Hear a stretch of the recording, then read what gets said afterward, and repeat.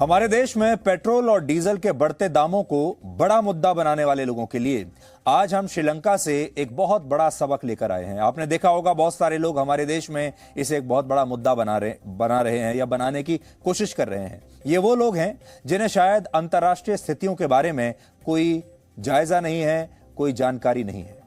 श्रीलंका में इस समय डीजल खत्म हो गया है और पेट्रोल आयात करने के लिए उसके पास कोई पैसा नहीं बचा है। डीजल खत्म होने की वजह से वहां पर बड़े बड़े पावर प्लांट्स को बंद कर दिया गया है और बिजली भी अब वहां बहुत कम बची है। एक दिन में 13 घंटे की लोड शेडिंग वहां पर चल रही है। हर दिन 13 घंटे की लोड शेडिंग। हालात इतने खराब हैं कि वहां स्ट्रीट लाइट्स बंद कर दी गई हैं और अस्पतालों में सर्जरीज भी रोक दी गई हैं। दवाइयां और खाने पीने के सामान के लिए वहां पर लंबी लंबी लाइनें लग रही हैं, जिसकी वजह से कई जगहों पर दंगे भड़क गए हैं। आज भारत में बैठे हुए आपको जो बात समझनी है वो ये कि 2.25 करोड़ की आबादी वाला, सिर्फ 2.25 करोड़ की आबादी वाला देश श्रीलंका अपने लोगों को पेट्रोल और डीजल नहीं दे पा रहा है। वहां ना तो पेट्रोल बचा है ना डीजल बचा है। लेकिन भारत में 140 करोड़ लोगों की आबादी होते हुए भी आपको कहीं पर भी पेट्रोल और डीजल के लिए लाइन में नहीं लगना पड़ेगा। सबसे बड़ी बात यह है कि अब रशिया बहुत ही सस्ते दामों पर भारत को कच्चा तेल बेचने के लिए तैयार हो गया है और अमेरिका जैसे देश भारत और रशिया के इस सौदे से बहुत नाराज हैं। आज रशिया के विदेश मंत्री ने प्रधानमंत्री मोदी से दिल्ली आकर मुलाकात की है, जो पूरी दुनिया के लिए एक बहुत बड़ा संदेश है। लेकिन दूसरी तरफ पाकिस्तान इतना कमजोर देश निकला कि इमरान खान के रशिया चले जाने से ही वहां की सरकार खतरे में आ गई। अब दोनों देशों के बीच आप तुलना देखिए। आज हम इन तमाम खबरों का आपके लिए विश्लेषण करेंगे, लेकिन सबसे पहले आप ये देख लीजिए कि हमारे पड़ोसी देश श्रीलंका में कैसे दाने दाने के लिए दंगे हो रहे हैं।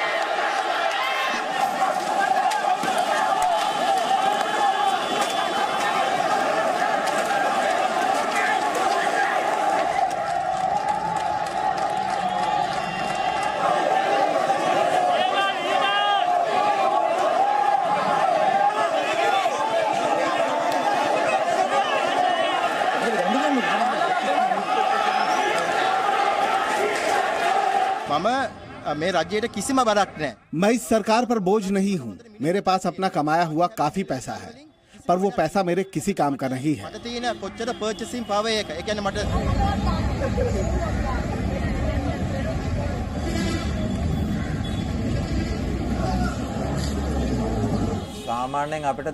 आमतौर पर हर 2 दिन में हमें 100 गैस सिलेंडर मिलते हैं, पर पिछले 1 हफ्ते में हमें कुछ भी नहीं मिला।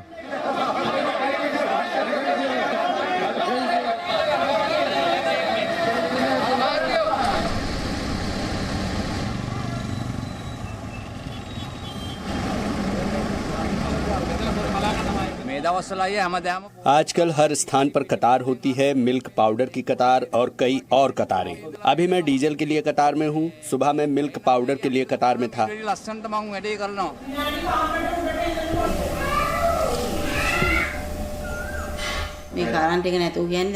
कल 10 घंटे का पावर कट लगा था और आज वो कह रहे हैं कि ये 13 घंटे का होगा।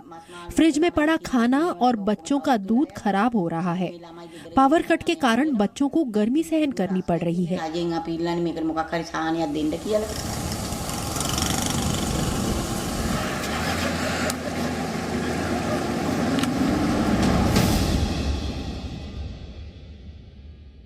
citizen-led protests which took place opposite President Gotabaya कल शाम राष्ट्रपति निवास के बाहर हुए प्रदर्शन अब गति पकड़ रहे हैं। देश के बाकी हिस्सों में भी ऐसे ही प्रदर्शन देखने को मिल रहे हैं। parts of the island. That's not all. A massive citizenship-led rally is set to इतना ही नहीं, 3 अप्रैल को आम लोगों की बड़ी रैली भी होने जा रही है। सिक्योरिटी ऑफिशियल्स का कहना है कि इस रैली को रोकने के लिए वो फिलहाल दोबारा कर्फ्यू लगाने के बारे में नहीं सोच रहे। उनका मानना है कि लोगों का प्रदर्शन करने का संवैधानिक हक है। into its worst economic crisis in the country's history.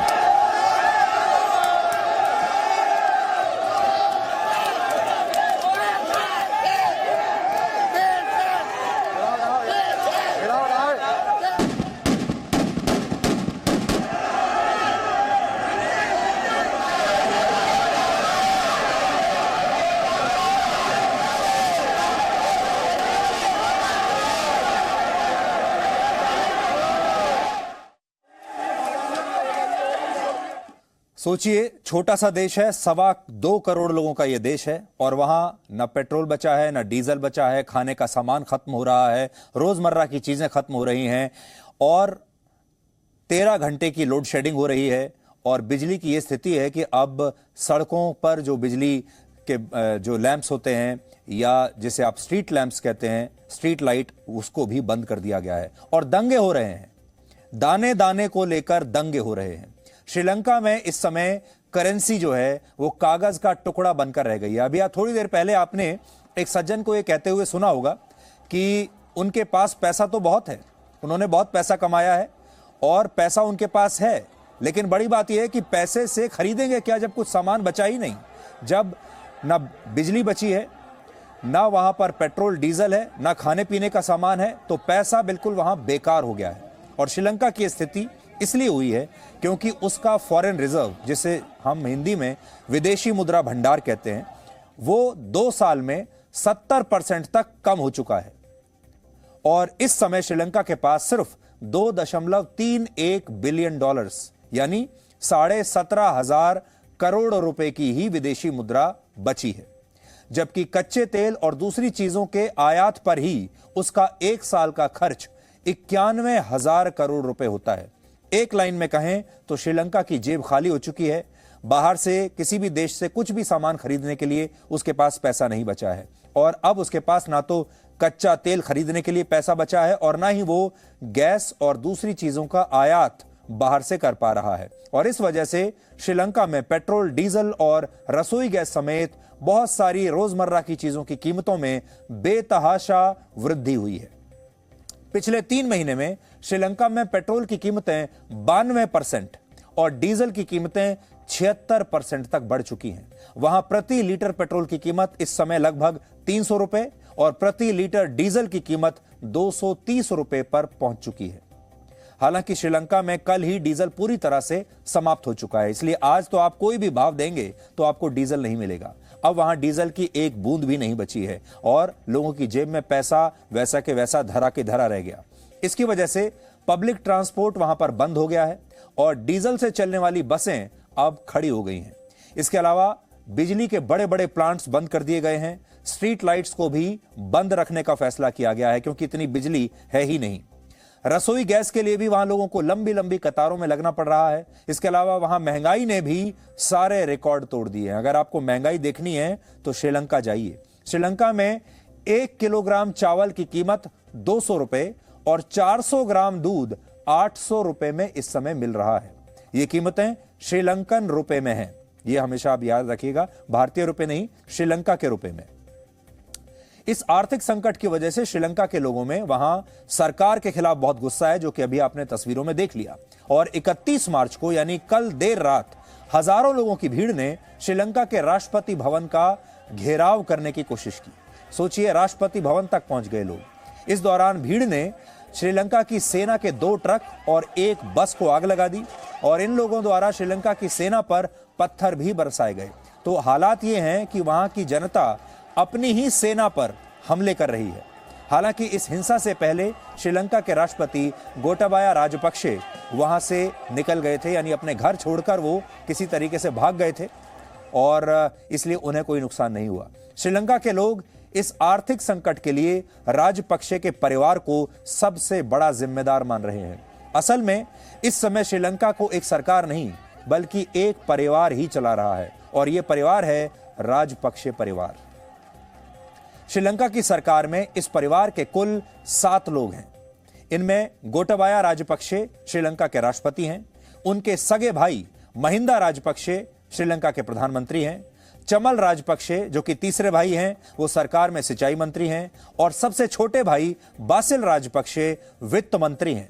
अब सोचिए, राष्ट्रपति, प्रधानमंत्री, वित्त मंत्री सारे भाई हैं, यानी चारों भाई सरकार में बड़े बड़े पदों पर हैं, सरकार यही चला रहे हैं। इसके अलावा प्रधानमंत्री महिंदा राजपक्षे के पुत्र नमल राजपक्षे भी इसी सरकार में खेल मंत्री हैं और कृषि मंत्री चमल राजपक्षे के पुत्र शिशेंद्र राजपक्षे इसी सरकार में एक जूनियर मिनिस्टर हैं। यानी श्रीलंका में इस समय एक ऐसी सरकार है जो देश हित में कम और परिवार हित में ज्यादा काम कर रही है। एक परिवार का शासन है।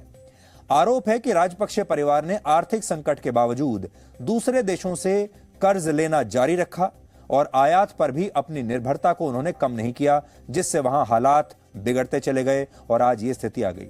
तो सोचिए, जिस देश में राजनीतिक नेतृत्व कमजोर होता है, जिस देश के जो नेता हैं वो भ्रष्ट हो जाते हैं, वो सही नीतियों का पालन नहीं करते, उस देश की क्या हालत होती है। अकेले भारत पिछले 4 महीनों में श्रीलंका को 19,000 करोड़ रुपए का कर्ज दे चुका है और आज ही श्रीलंका की सरकार ने भारत से फिर से 11,000 करोड़ रुपए का कर्ज और मांगा है। तो 19,000 दे चुके हैं, अब 11,000 और मांग रहे हैं।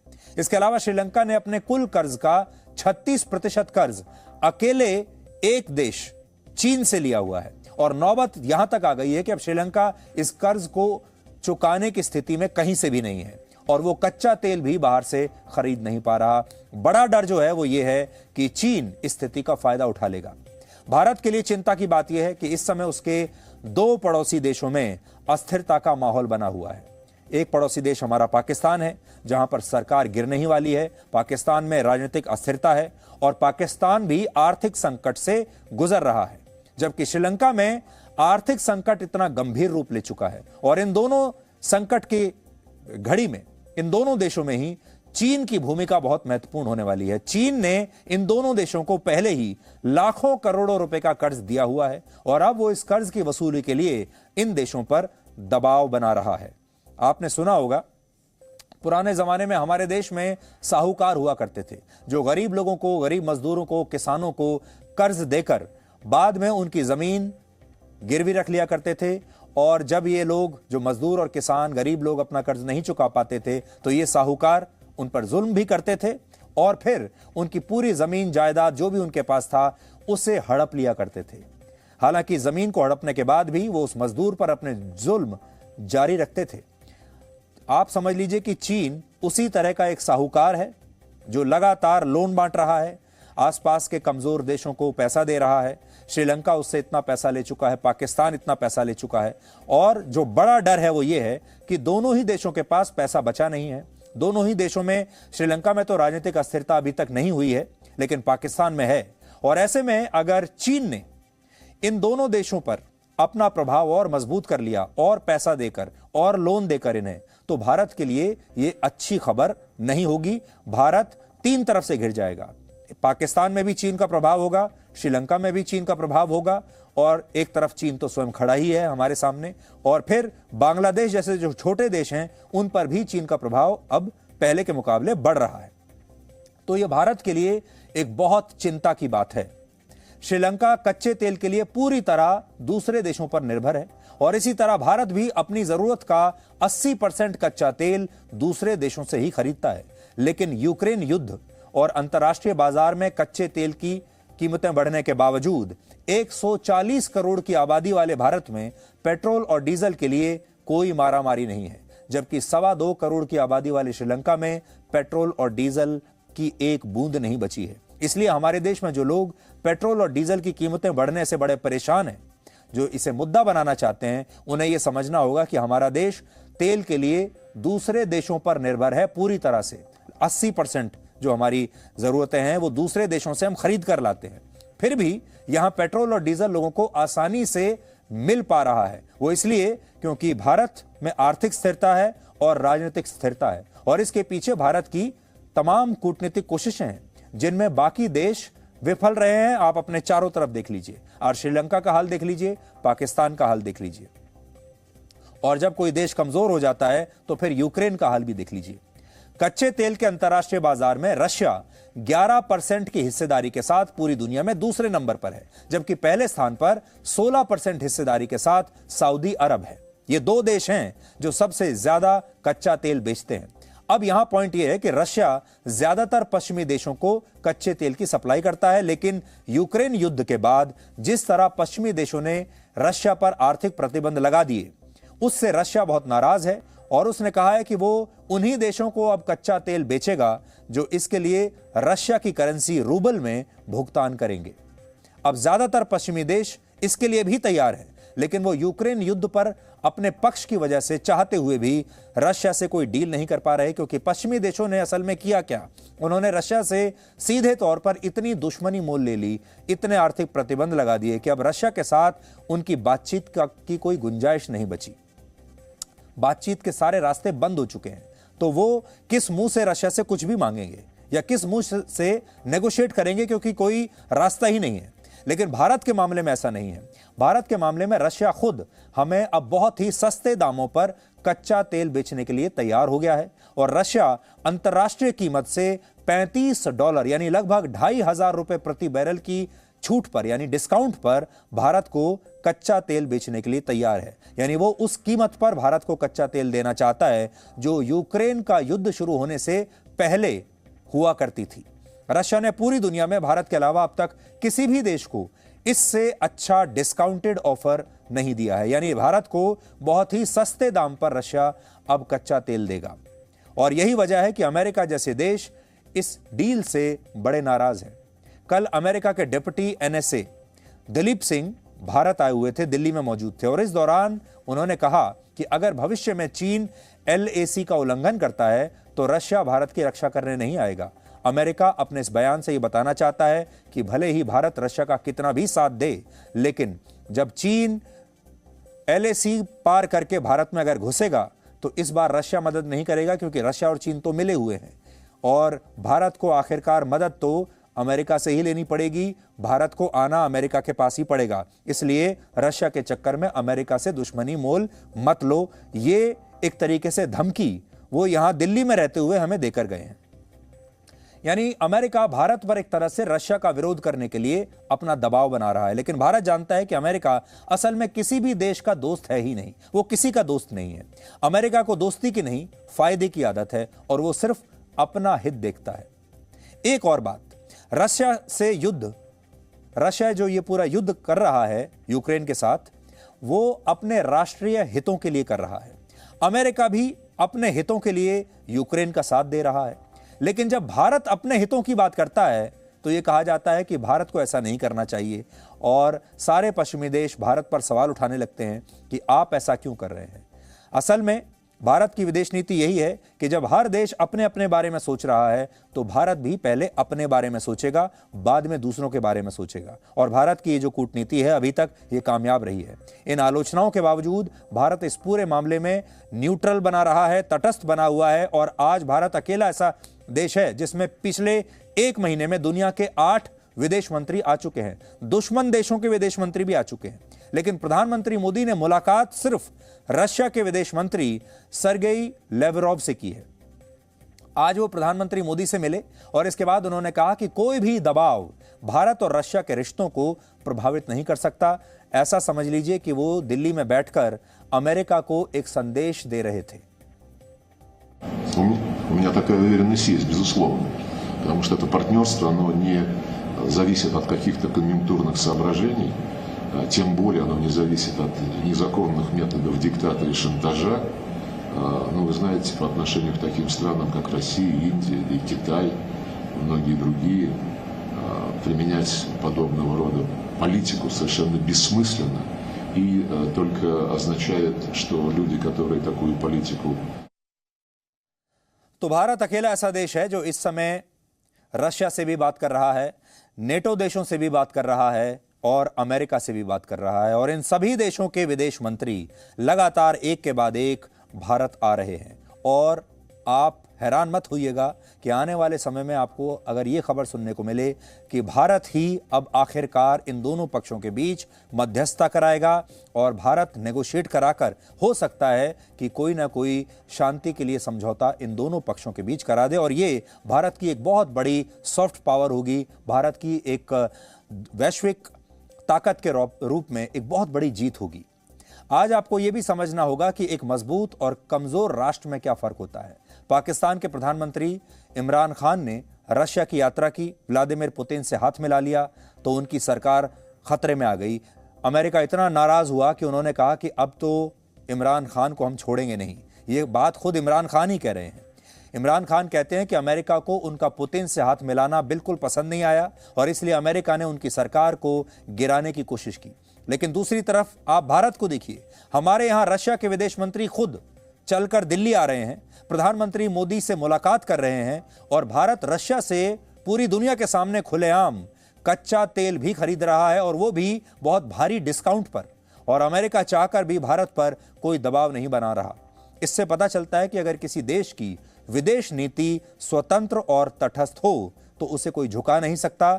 और अगर भारत जैसा शक्तिशाली देश अपनी सही विदेश नीति के साथ आगे चले तो वो वाकई में दुनिया की बड़ी बड़ी ताकतों को झुका सकता है। और आज ही इमरान खान ने भी पाकिस्तान के एक न्यूज चैनल को एक इंटरव्यू दिया और उन्होंने इस बात को माना है, स्वीकार किया है जो हम कह रहे हैं। और उन्होंने कहा कि पाकिस्तान की विदेश नीति भारत के मुकाबले बहुत कमजोर है। हमारे अपने ही देश में बहुत सारे लोग ऐसे हैं जो अपनी ही सरकार की तारीफ नहीं करना चाहते, अपने देश की उपलब्धियों को सेलिब्रेट नहीं करना चाहते, उन्हें अपने देश पर यकीन नहीं है और उन्हें ऐसा लगता ही नहीं कि हमारा देश भी कभी कुछ अच्छा कर सकता है। ऐसे तमाम लोगों को आज हम ये कहना चाहते हैं कि अगर हम पर यकीन नहीं है तो कम से कम एक दुश्मन देश के प्रधानमंत्री जो कह रहे हैं उस पर तो यकीन करिए। अब तो हमारे एक दुश्मन देश के प्रधानमंत्री ने भी ये मान लिया कि भारत की नीतियां बहुत अच्छी हैं, सही हैं, भारत सही रास्ते पर है और भारत अपने अच्छी लीडरशिप की वजह से, अपनी अच्छी रणनीति की वजह से आज पाकिस्तान से बहुत आगे निकल चुका है। जबकि सच्चाई ये है कि ये दोनों देश एक ही दिन वजूद में आए थे और एक ही दिन दोनों को आज़ादी भी मिली थी। आज कहां पाकिस्तान कितना पीछे छूट गया और भारत कितना आगे निकल गया। Presenting B News app available on Google Play and App Store. Download it now.